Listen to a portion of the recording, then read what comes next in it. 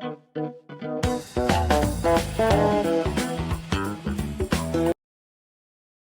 वालेकुम व्यूवर्स, गली क्रिकेट की एक और एपिसोड में खुश आमदीद। मैं आपका होस्ट शहयार वसीम और मेरे साथ हैं शायान। अस्सलाम वालेकुम शायान, कैसे हैं आप? वालेकुम अस्सलाम। क्या हाल है भाई आपके? अल्हम्दुलिल्लाह।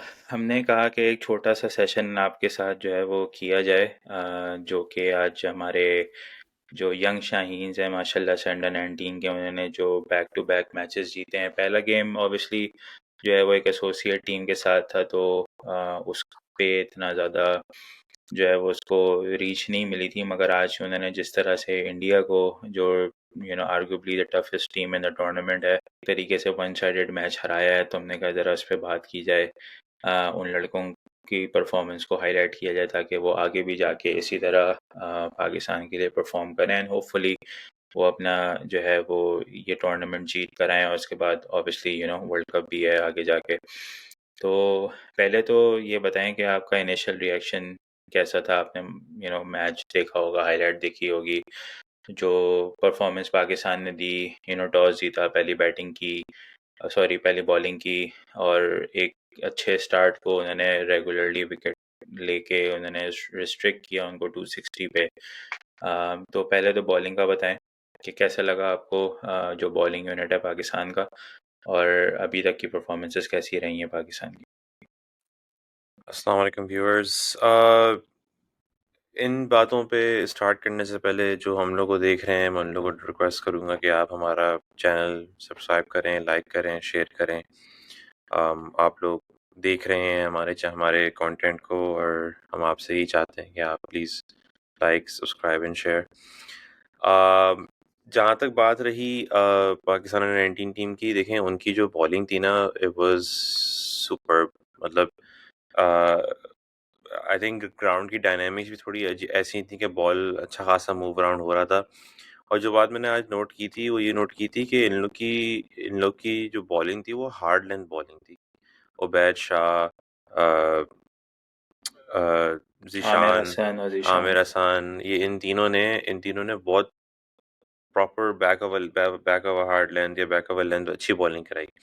तो that was something impressive to me, क्योंकि यार चैनल बॉलिंग करा रहे थे जो हम लोग जब बात कर रहे थे पाकिस्तान के वर्ल्ड कप की, तो हम लोग ही कह रहे थे कि यार पाकिस्तान की बॉलिंग वो चैनल चैनल बॉलिंग नहीं करा पा रही है।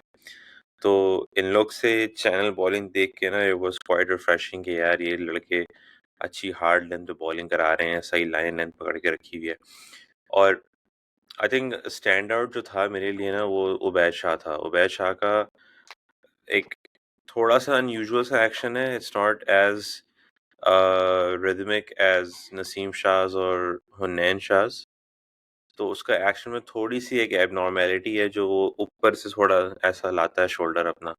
तो आई आई गेस उसको थोड़ी एक्स्ट्रावेगेंट इन इनवर्ड मूवमेंट मिलती है उससे। तो दैट वाज समथिंग कि यार that was something very refreshing to see कि he was able to control his bowling, and that was the highlight for Pakistan. फिर आपकी जब बैटिंग स्टार्ट हुई, तो बैटिंग में आपके क्या कहते हैं, साद बेग और क्या कहते हैं, साद बेग का होना, शाहज़ैब खान, और आज़न अ, अजान अ- अवैस। अज़ान ओवैस, इन लोग की performances they were superb. um, Shahzaib का थोड़ा स्लो स्टार्ट था, obviously with the conditions and ball moving around and what not, और अर्ली विकेट भी गिर जाना। बट साद बैग ने, the one thing I really notice was कि जब Azam Awais when he crossed his 50, फिर उसका एक तरीके से उसने अपनी एक एक्सेलरेशन स्टार्ट की। um, काफ़ी अच्छा, मतलब तगड़ा उसने एक अपना गियर गियर स्विच किया। फिर साद बेग का he was playing his reverse sweep shots. उसका एक वो थोड़ा, उसका मैंने नोट किया कि वो थोड़ा रिस्टी प्लेयर है। He was very risky with his shots. So that was something it was a very refreshing performance from a very young side, and it was something very pleasing on the eye, to be honest. नहीं, बिल्कुल सही कहा आपने। जो bowling की जहाँ तक बात की है ना, वो मैं भी देख रहा था कि ये तीनों बॉलर जो पाकिस्तान के जो पेसर्स थे वो हार्ड लेंथ कराने वाले बॉलर्स थे। तो उनमें से मैंने जितना भी देखा है इन लोगों को, मैंने ऑब्वियसली इनको पीजीएल में भी थोड़ा बहुत देखा था, तो इनमें से कोई भी बहुत ज़्यादा कोई स्विंग बॉलर नहीं है। ये ज़्यादातर हार्ड लेंथ कराने वाले, सीम कराने वाले बॉलर हैं। और आपने जिस तरह से देखा कि वो उन्होंने short of a length ball, short pitch ball, उससे जो है वो बैटर्स को तंग किया, और रिस्ट्रिक्ट किया उन्होंने एक अच्छी बैटिंग लाइनअप को 260 पे। ऑब्वियसली थोड़ा सा हमें जो है वो स्पिन को देखना पड़ेगा कि जो हमारे स्पिनर्स आए थे वो उस तरह से जो है वो पेसर्स को सपोर्ट नहीं कर सके, और बैटर्स ने जो है वो उनको डोमिनेट किया है। मगर लग रहा है कि उस पिच पे जो है वो स्पिनर्स बहुत ज़्यादा इफेक्टिव थे भी नहीं, क्योंकि जब पाकिस्तान की बैटिंग शुरू हुई है उन्होंने भी जो है वो ऑफ स्पिनर से स्टार्ट किया। क्योंकि मैंने ये पहली बार देख रहा हूँ मैं, शायद मेरी पहले से नज़र से पहले गुजरा नहीं है कि एक टीम के अंदर टॉप फोर आपके लेफ्टी हों। ये थोड़ा सा इंटरेस्टिंग है। तो उन्होंने उसी का एडवांटेज लेते हुए ऑफ स्पिनर से शुरू किया, स्टार्ट किया। मगर जिस तरह से आई मीन ऑब्वियसली उनको पहली विकेट भी मिली, मगर उसके बाद जो एक कंसोलिडेशन की शाहजेब ने और अजान ने, और फिर उनके एक उन्होंने एक अच्छी पार्टनरशिप लगाई, और उसके बाद जिस तरह से साद बेग ने जो है वो फिनिश किया है, वो I mean to be very honest, उसको जो बॉलिंग कराई है उनके बॉलर्स ने वो बहुत ही बिलो पार बॉलिंग थी, डाउन द लेग बॉलिंग थी उसके लिए। तो ही टुक एडवांटेज ऑफ दैट, और उसने मेक श्योर किया कि he played his attacking shots. जहाँ तक बात रही इंडिया की, आपको क्या लगता है कि उनको क्या जो है मुश्किलात आई? ऑब्वियसली हमने बॉलिंग तो अच्छी कराई है, मगर आपको आपको क्या लगता है कि उनकी क्या वजह थी स्ट्रगल करने की हमारे पेसर्स के अगेंस्ट? और सेकेंडली उन्होंने जिस तरह से बॉलिंग कराई है, आई मीन 260 का टारगेट ठीक है कि लो साइड पे आप कह सकते हैं, मगर वो जूनियर क्रिकेट में कोई ऐसा टारगेट नहीं है कि जिसको आप बोलें कि ये वन साइडेड मैच हो। तो आपको क्या लगता है कि आपकी हिसाब से कौन से एरियाज थे जिस पे आज इंडिया की टीम लैग की है? I think India, to be honest, I think जो इन लोगों का जो एक मैंने जो नोटिस किया था वो ये कहता है कि they were really struggling with the ball coming in. Ubaid Shah का जो स्पेल था, when he was running in and he was bowling the hard length, उसको काफी इनवर्ड मूवमेंट मिलती थी, and they were seem to struggling on the inside edge of the bat. Okay, they were either concerned with the LBW, or they were concerned with getting bowled. It looked like they were not ready for that kind of a challenge. और हमने ये भी note किया कि जो India के जो bowlers थे, none of them seem to have the skill of swinging the ball. Either the pitch was not playing to that extent, or या जो उस पिच में कोई जूस रहा नहीं था. But I think the what they were struggling with, even with Zishan was, although he was bowling hard length, but he was targeting the body. He was targeting them to play on the leg side. Whether it was extra pace or whether it was extra bit of inward movement, we don't know. But to me, it felt like they were really uncomfortable with the ball coming into them, whether it was short line on a chest height, or whether it was on the pads. What I also noticed was that they were playing, they were giving them they were giving themselves room to be able to have their room to clear the boundary. So that to me, that was something that either our bowlers were too quick for them, or they were just not able to size them up to understand either the pitch or the variations were either too good from the Pakistani bowlers. To me, they look a little out of sorts um, in a way that they were sort of not expecting this kind of a challenge from a Pakistan under-19 team. Um, Previously, Pakistan's under-19 team hasn't been up to the mark, even though Shaheen Afridi, Naseem Shah, all these guys have played. But for some reason, India's under-19 team has always been up to that challenge. but for some reason this season or this tournament that hasn't been the case. सही।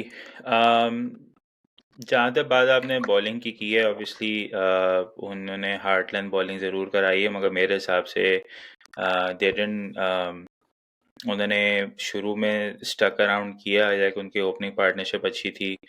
उन्होंने उस तरह से I think बहुत ज़्यादा जो है वो शेल में जाके खेला है अपने। Yeah.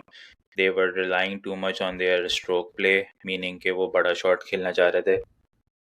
They were not following the process of making the runs, rotating the strike. उनके जो भी दो तीन बैटर जो उनके मेन बैटर्स है, अगर आप उनका उनका देखें तो उन्होंने बहुत ज़्यादा बॉलें कंज्यूम किए हैं, बट उन्होंने उस तरह से रन नहीं बनाए या उसको कैपिटलाइज नहीं किया, स्टार्ट्स मिले उनको। तो वो एक मेरे ख्याल से उनको देखना पड़ेगा कि आगे के मैचेस में जाके उन पार्टनरशिप्स को कैसे कन्वर्ट करना है into a match winning partnership. मेरे हिसाब से बॉलिंग में मुझे थोड़ी सी डिसअपॉइंटमेंट इस तरह से हुई कि मुझे नहीं लगा कि वो लोग कभी भी कोई बहुत ज़्यादा थ्रेटनिंग उन्होंने बॉलिंग कराई हो। आई गेस उनका शायद माइंड में पहले से ही था कि हमने शायद रन कम किए हैं, and even though they got the early breakthrough, मगर वो उसको उस पर कैपिटलाइज नहीं कर सके। एंड आई मीन आप क्रेडिट दें हमारे बैटर्स को कि उन्होंने भी बहुत अच्छा खेला, बट मैं सिर्फ उनकी ऑपोजिशन की पॉइंट ऑफ व्यू से देख रहा हूँ कि उन्होंने बहुत ज़्यादा कोई अच्छी बॉलिंग कराई भी नहीं है। पाकिस्तान टीम अब 2 गेम जीत गई है। लग यही रहा है कि एक अच्छा यूनिट बना हुआ है। आगे जाके भी होपफुली वो लोग काफ़ी अच्छा परफॉर्म करेंगे। मगर ये जो स्क्वाड बना है, इस स्क्वाड में ज़्यादातर लड़के हमें देखने को वही लड़के मिल रहे हैं जो कि एक फ्लॉप टूर्नामेंट के पार्ट से राइज हुए। ठीक है कि वो पहले शायद सिस्टम में होंगे, मगर उनको पहला फेम मिला जब इन सब ने पीजीएल में डिफरेंट टीम्स के साथ खेला। ठीक है कि वो T20 फॉर्मेट था, उस पर पीसीबी ने बहुत ज़्यादा पैसे खर्च कर दिए, हमें बड़ा नुकसान हुआ फाइनेंशियली, मगर हमें फिर जो है वो ये लड़के देखने को मिले। तो अब ये जो लड़के परफॉर्म कर रहे हैं, तो आपको लगता है कि उस फ्लॉप टूर्नामेंट का कुछ इन पे असर हुआ है, या बस ये उन्होंने ऐसी वहाँ पे जाके टाइम स्पेंड किया है and it had nothing to do with their grooming और विद देयर लर्निंग और एनीथिंग? यार कैसे कैसे फर्क फर्क पड़ेगा जब आप ऐसे छोटे मोटे खिलाड़ियों को, विव रिचर्ड्स को या शाहिद अफरीदी को या जावेद मियांदाद जैसे खिलाड़ियों को अगर आप लेकर आ जाएंगे, तो उनकी क्या हैसियत, वो क्या आके आपके प्लेयर्स को ग्रूम करेंगे और गेम के बारे में बताएंगे, बैटिंग के बारे में बताएंगे। तो अब दीज अब आप क्या कह सकते हैं, अब these jokes jokes aside, but अब हम लोग काफ़ी बात कर रहे हैं इस मामले में कि देखें पीजीएल का जो मोटिव था ना, it was never suppose to be a business motive. It was never suppose to be a tournament that was going to make PCB money. It may have made PCB money in the future, but as it is the case with every business move that you do, first you have to invest, and then first you have to make that money back. Obviously, the first season, PCB had invested a lot of the teams. I think if I'm correct, a lot सारी टीमें PCB की own थी. They were paying the players from their own pocket. इतनी कोई खास sponsorship आई नहीं थी क्योंकि obviously it was the first season. But I think the best thing that PCB did was to involve the greats of the game: Viv Richards, Shahid Afridi, Javed Miandad, um, or I cannot recall who else was there with the team. I think Abdul Razak was also involved, I believe. Mushtaq Ahmad भी involve था। Mushtaq Ahmed be involved there. Hmm. So, I mean, these guys are not, these guys are legends of the game. और तो इन लोग की contribution in लोग की development में बहुत बहुत सिग्निफिकेंट है। और although yes, these guys were, you know, playing a T20 format, but आपको जब एक exposure मिलता है कि यार आपको जब game की insights मिलती हैं, especially from Viv Richards and Javed Miandad, these guys are arguably one of the best 50 over modern greats. Well, not really modern greats, but 50 over greats. तो जब आपको opportunity मिल रही है इनसे सीखने के लिए, आप even if you're not able to perform, your whatever feedback you get from them, you're able to apply to your game. So yeah, 100%. The impact that this tournament has on their development is significant. If it had any business impact, obviously no. There was no business impact. It wasn't meant to be. And this is where I would give Ramiz Raja the benefit. This is his. If he accomplished anything in his tenure, I think उसकी ये बहुत बड़ी accomplishment थी कि he um he was able to execute this tournament from start to finish with all these logistical challenges to present Pakistan with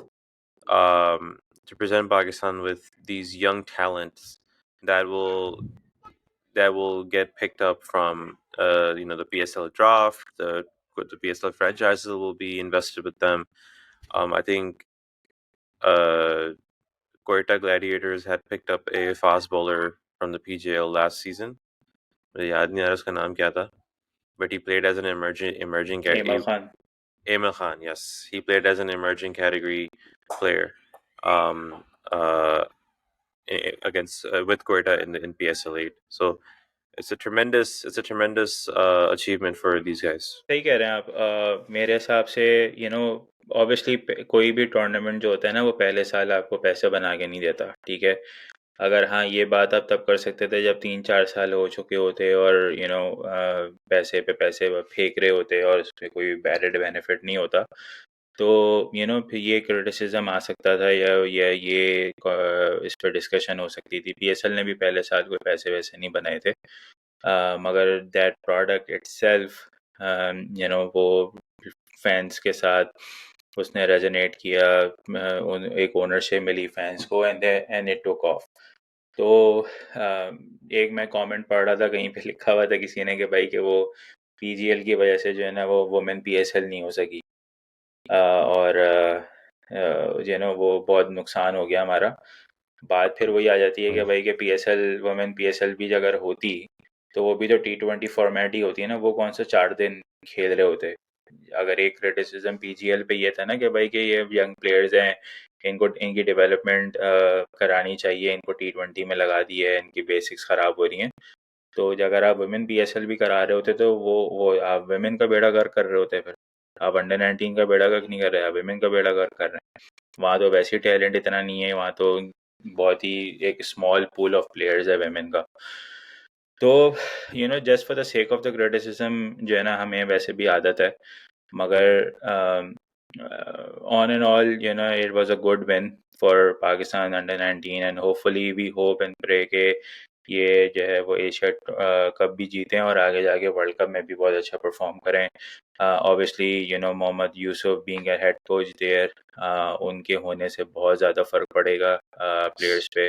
एक आपको motivation मिलती है, आपको मिलती है. एक फीलिंग आती है कि यार कि हमें इतना बड़ा प्लेयर जो है वो कोच कर रहा है हमारे साथ है डग आउट में. तो होपफुली हमारे प्लेयर्स जो है वो अच्छा परफॉर्म करेंगे. Any last word before we wrap it up? I think एक चीज़ मैं ऐड कर दूँ, मोहम्मद यूसुफ का हमने इम्पैक्ट की बात की. मोहम्मद यूसुफ का इम्पैक्ट इस तरह भी एक हम लोगों ने देखा था कि he was all in all involve with the team. हमने वीडियोस आती भी देखी थी कि वो नेट्स में खुद बैटिंग कर रहे थे. वो he was sort of living the example, right? If you face a certain situation when you're batting, this is how you should be playing. So not only he was telling them what to do, he was showing them how to do it. So I think एक हम लोग manifestation की बात करते हैं ना, you have to be manifest yourself in the game. वो I think with having Mohammad Yusuf as a coach, I think that really helps them manifest their skills within their upcoming games. तो इसी के साथ जो है वो हम जो है अपना ये सेशन ख़त इख्तिताम करते हैं। जैसे कि पहले हमने कहा कि आप हमारी वीडियोस देख भी रहे हैं, आप हमारे चैनल को सब्सक्राइब भी कर रहे हैं, तो कंटिन्यू डूइंग दैट। हमें प्लीज़ जो है वो हमारे वीडियोस पे कमेंट ज़रूर किया करें, अपनी थॉट्स शेयर किया करें, whether it is a negative comment और पॉजिटिव कमेंट, क्रिटिसिज्म या appreciation, we all welcome that. तो उससे हमें बस ये पता चलता है कि how well we are doing. तो keep supporting us, share your thoughts, share with your friends, with your social circle. जितना ज़्यादा आप इंगेज करेंगे हमारे साथ, हमें उतनी ज़्यादा मोटिवेशन मिलेगी to do more shows on new developments and other aspects of Pakistan cricket. तो इसी के साथ हमें आपसे इजाज़त लेते हैं। हम अगले सेशन में आपके साथ फिर हाजिर होंगे इंशाल्लाह। until then, अल्लाह हाफ़िज़। Allah Hafiz.